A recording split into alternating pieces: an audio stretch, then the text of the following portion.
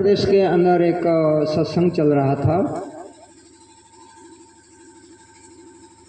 उस सत्संग में अनुरुद्धाचार्य महाराज विराजमान थे और निजानंद संप्रदाय के अनुयायी एक सुंदर साथ ने उनसे कुछ बुद्धा अवतार के बारे में प्रश्न किया। उन्हें कहा बुद्धा अवतार तो 24 अवतारों में है, लेकिन बुद्धा अवतार के बारे में आपके कहाँ लिखा है? तो सुंदर साथ ने कहा कि हमारे पास सुषम वेद है। कहे सुषम वेद कहाँ? का सुषम वेद आपका बनाया हुआ है? का नहीं, सुषम वेद का वर्णन जो है पुराण संहिता में माहेश्वरम तंत्र में भगवान शंकर ने जो है संकेत में कहा है। जहाँ निजानंद की पद्धति लिखी हुई है उसमें सुषम वेद का बात जो है शंकर भगवान ने कह दिया है। वही सुषम वेद है जिसको आत्मवेद कहते हैं। आत्मवेद का मतलब होता है जो आवेश से, अंदर से, चेतना से कही हुई बात सामने आई हो और वाणी के रूप में प्रकट हो, उसको सुषम वेद कहते हैं, जो स्वयं की हो।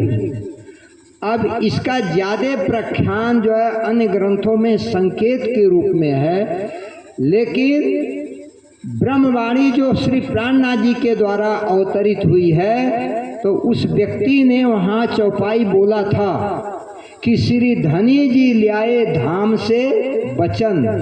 अनुरुद्धाचार्य को चाहिए था कि मैं पूछूं कि ये धनी जी कौन है और ये वाणी लाने वाले कौन हैं, तब आगे वो व्यक्ति उत्तर देता, लेकिन उन्होंने जो है इसको जो है फर्जी वेद बताया।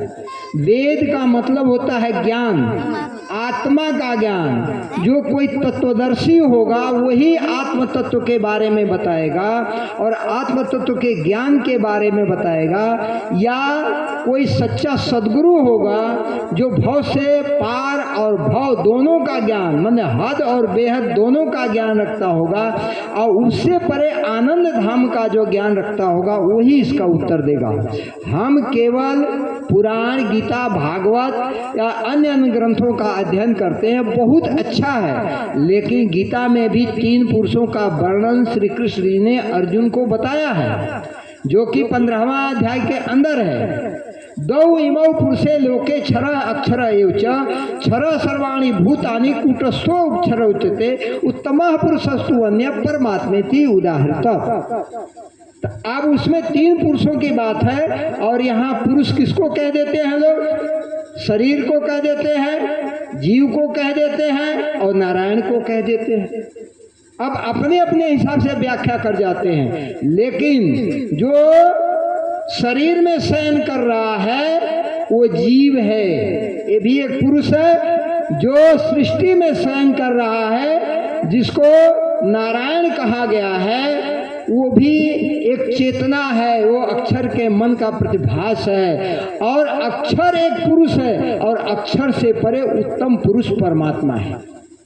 लेकिन इसकी अच्छी जानकारी न होने के कारण और गहन अध्ययन न होने के कारण इस वाणी को जो है, इस जो है सुषम वेद को अनुरुद्धाचार्य ने जो है बहुत माने छोटे शब्दों में कह दिया है। ऐसा उनको कहना नहीं चाहिए। अगर प्राणनाथ जी की वाणी का अध्ययन आपको नहीं है, गुरु ग्रंथ साहब की वाणी का अध्ययन नहीं है, कबीर साहब की वाणी का अध्ययन नहीं है, तो उस पर कलंक लगाने का अधिकार भी आपको नहीं है। इसलिए मैं आपसे चाहूँगा कि इस सुषम वेद का आप अध्ययन करें। ये प्राणनाथ जी की वाणी ही सुषम वेद है, जो 4 वेद, 6, 7 पुराण, कुरान, बाइबिल, ब्राह्मण ग्रंथ, आरण्य ग्रंथ, जितने भी ये संसार में ग्रंथ हैं, सबके सार तत्व को लेकर के बुद्ध निष्कलंक अवतार के रूप में पार ब्रह्म ने